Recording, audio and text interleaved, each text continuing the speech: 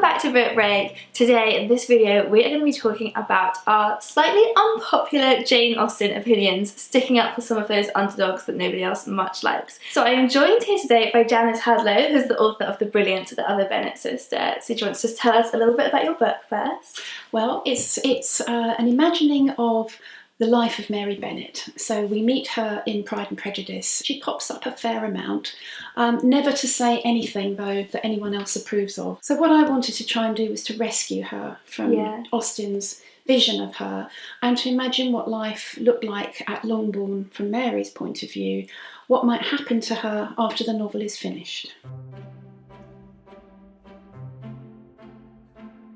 Well, it's brilliant and it's heartbreaking because I have always had Mary Bennet as this comic relief character, which is how Jane Austen wrote her, as you said, and there's the one famous line of her father saying to her, "You've delighted us long enough." Such a cool line. Which, I mean, it's always been this joke in my family. My dad says it to me all the time whenever I'm showing off a bit. I always thought it's hilarious, and the scene does crop up in your book, and I'll never be able to relax and enjoy that line again. It's so heartbreaking. I think once you start seeing the world through Mary's point of view, you realise that it is such a scene of humiliation. It's awful, yeah. And she just wants a bit of attention. Every time she speaks, you imagine everyone's eyes rolling to the ceiling. You know, she's awkward. She is graceless. You can't pretend that she isn't the version of herself that we see.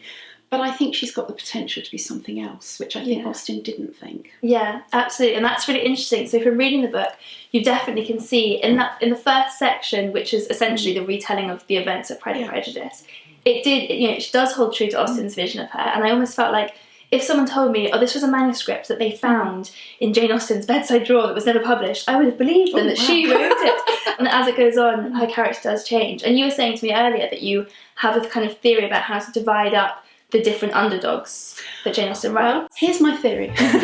First of all, I think there's a category of what you might call the horrors. You know, these are characters that Austen uses. She doesn't like them, and she doesn't expect the readers to like them either. They have no redeeming qualities. And I'm afraid in Pride and Prejudice, I think Jane Austen intends us to include Mary in that category. Yeah. There's a second category, though, who I think are different kind of underdogs, and these are people who Jane Austen intends us to sympathise with. So they are, in a way, victims. They're characters who have no, what you might call, no agency. They have no freedom of movement. They have no freedom of choice. Austen wants us to sympathise with them. And then I think there's a third interesting group that we might think of as the third element in this argument, and that is the flawed heroine. And I think the absolutely brilliant character here is Emma Woodhouse. Yeah, my favourite. Is she your favourite? Oh yeah, really? Partly because she has my name, but... Austen wants us to root for Emma, and she has to learn through the course of experience during the novel that she has to understand what false ideas she's had about herself. That's the journey that I wanted Mary to go on. Mr. Collins is a bore of the First Order. We all know what his faults are because he doesn't hide them and everybody else talks about them. So we all are very aware that this man has nothing to recommend him whatsoever. It's so clever because the Mr. Collins that you write is the character from Jane Austen's book, but with this other side to him. You know, it's perfect. You haven't made him another person, you've just made him a real person. There's one paragraph where Jane Austen talks about Mr. Collins's past. You know, how did he get to be this person? You know, what happened to him? So I took that and worked on it a bit. And I imagined also, I was interested to think, we only ever see that marriage from Charlotte's point of view. You know, we know that Charlotte Lucas has married him not because she loves him, but because he offers her a home and a place in the world and a secure life that as a woman without a husband would be very difficult for her to provide for herself. Now, if he never changes, probably the Mr. Collins we meet in Pride and Prejudice would be too self-absorbed to notice that. But I was interested in asking myself, but what if he did? The third character from Pride and Prejudice, who is a very unpopular opinion to defend her, but actually I do think she needs a bit of defending because actually she's a very interesting character. For in the original book, she's just laughed at. She's just silly. She's not as clever as her husband. All the jokes go straight over her head, and she's obsessed with marrying off her daughters. But actually, kind of when you think about it, well, why shouldn't she be? What other options does she have? That's absolutely right. And the truth is that the person who's really derelict in all of this is actually Mr. Bennet. He's horrible. So actually, she's right. She's absolutely right that her daughters have no choice but to find somebody to marry. There's no doubt about that. She's not susceptible to embarrassment. Nothing. No. She wants them to marry as best they can, and the only way they're really likely to do that, because obviously they've got no money, the only way they're going to do that is by their beauty.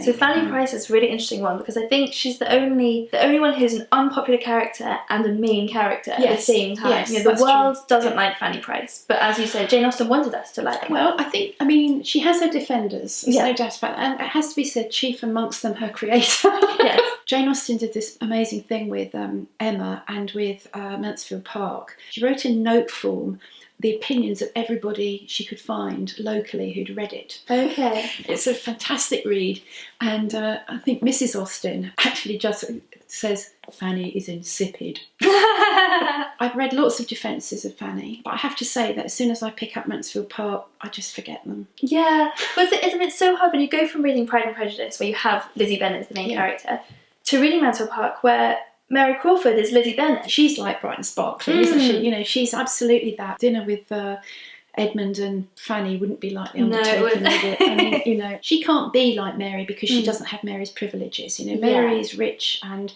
she's not a dependent. She doesn't have to conduct herself in the way that Fanny does. And I think that's, in a way, for me, the most powerful argument in Fanny's favour. And also her strength of moral conviction, much as it's a little bit grating to read sometimes, actually is, again, if you're defending her, very impressive, especially from someone who, she's quite meek and timid, and I think if you're a naturally timid, shy person, it's easier to go with what other people say, and she doesn't. She sticks to what she believes in. You're absolutely right about that. She has to learn that there are times when you must not give in.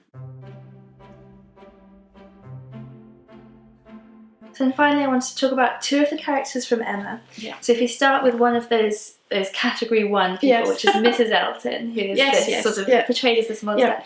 And what I find really interesting about her, I read on a blog recently, Mrs. Elton and Emma are pretty much the same character. Yes. They both meddle in people's affairs. They both tell people what to do. Yeah, they do. Unstoppable. A terrible snob, and I think Mrs. Elton does have a kind of dreadful vitality. You kind of got to like her. I think, though, you're supposed to feel at the end that she is vulgar and brash in a way that Emma isn't. But at least what she doesn't hurt people in the same way, because when she meddles in people's lives, she tries to, kind of get Jane Fairfax a job, but she's just trying to help. Whereas what Emma does to Harriet, with good intentions, is actually a lot more destructive. Yes, I think that's probably true. I think, though, that in the end, the difference between Mrs. Elton and Emma is she doesn't recognise what her problems are.